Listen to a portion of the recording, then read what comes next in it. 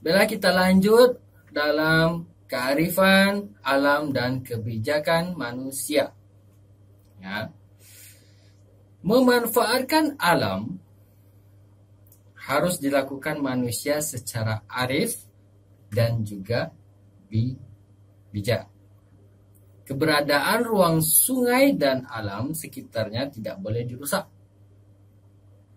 Begitu pula pemanfaatan hasil sungai yang perlu keseimbangan. Ya. Orang Melayu cenderung menghormati dan tidak merusak lingkungan sungai serta makhluk hidup di dalamnya. Oke. Dalam menangkap ikan misalnya, orang Melayu menggunakan perangkap, ya, atau antum tahu perangkap, ya, perangkap ikan, ya, yang perangkap ini ramah lingkungan, berarti tidak pakai listrik atau apa gitu, ya.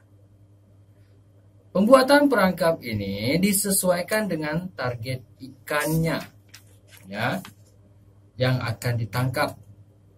Misalnya antum ingin tangkapnya ikan-ikan kecil saja, berarti perangkapnya juga harus kecil.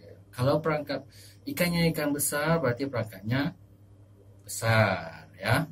Bila ukuran ikan ini belum layak ditangkap, maka akan lepas dari perangkap. Jadi kalau antum memakai perangkap yang besar, otomatis sela-selanya itu akan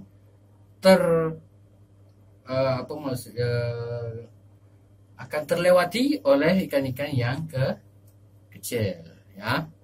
Maka akan lepas dari perangkap. Oke. Hal itu dilakukan untuk menjaga keberlangsungan hidup ikan dari kepunahan, ya.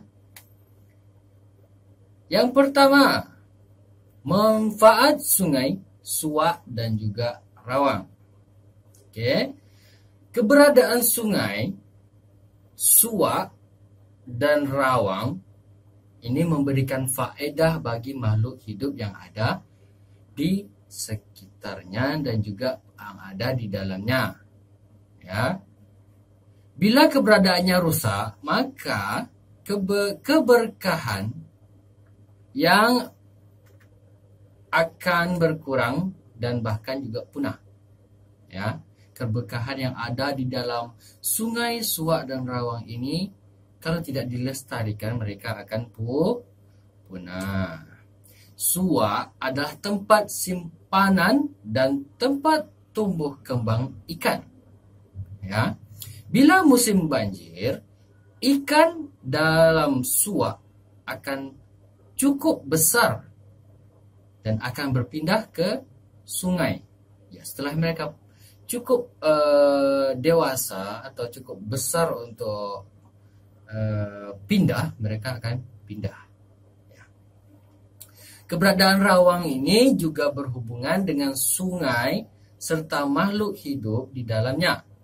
Rawang merupakan bagian penting dari sungai bila musim banjir tiba. Ya. Maka ikan masuk ke dalam rawang untuk menetaskan telur. Ketika air surut, orang Melayu akan memasang perangkap, ya, perangkap di sekitar pintu air. Di mana-mana ikan yang masuk itu, disitulah mereka akan memasang perangkap. Ikan yang telah menetas telur ini akan ditangkap. Kemudian anak-anak ikan yang baru akan tumbuh lagi, tumbuh besar, ya. Pada usia dewasa, ikan tersebut kembali ke rawang untuk menetaskan telur. Begitulah, ya. Dia bolak-balik. Ketika yang dewasanya ingin bertelur, mereka akan kembali ke rawang. Ya. Kemudian yang kedua, manfaat paya, rawa, bencah dan juga tasik. Ya, ini adalah manfaatnya. Genangan air seperti paya, rawa, bencah dan juga tasik memberi manfaat bagi alam di sekitarnya. Genangan air di paya, rawa dan bencah ini menjadi cadangan air bagi tumbuhan di sekitar mereka, ya, di sekitar rawa, bencah dan juga paya tersebut.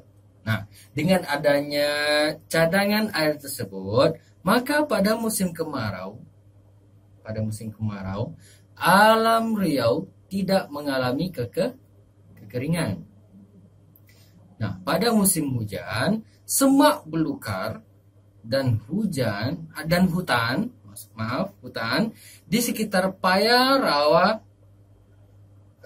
serta bencah, ya, dapat menjadi pencegah banjir untuk meredam perkampungan biar tidak tergenang banjir, ya.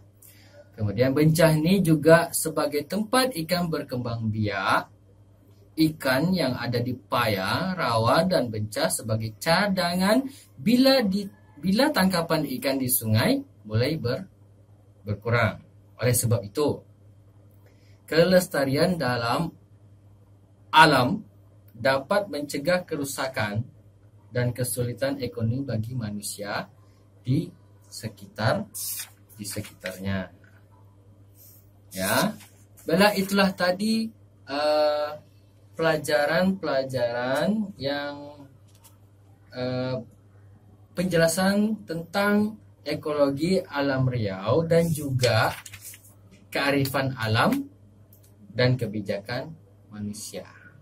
Ya, mudah-mudahan apa yang saya jelaskan ini bisa antum pahami dengan baik, dan juga jangan lupa dipelajari lagi, dibaca-baca lagi bukunya, ya.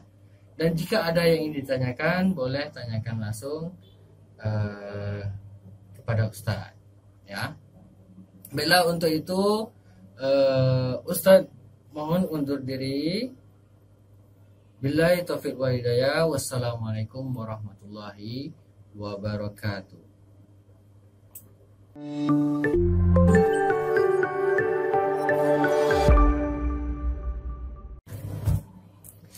Baiklah anak Ustadz, itulah tadi penjelasan dari materi kita pada hari ini, ya, tentang materi budaya Melayu Riau, ya.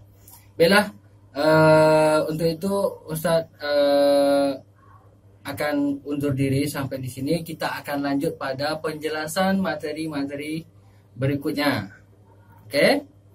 Baiklah, kalau begitu Ustadz undur diri. Assalamualaikum warahmatullahi wabarakatuh.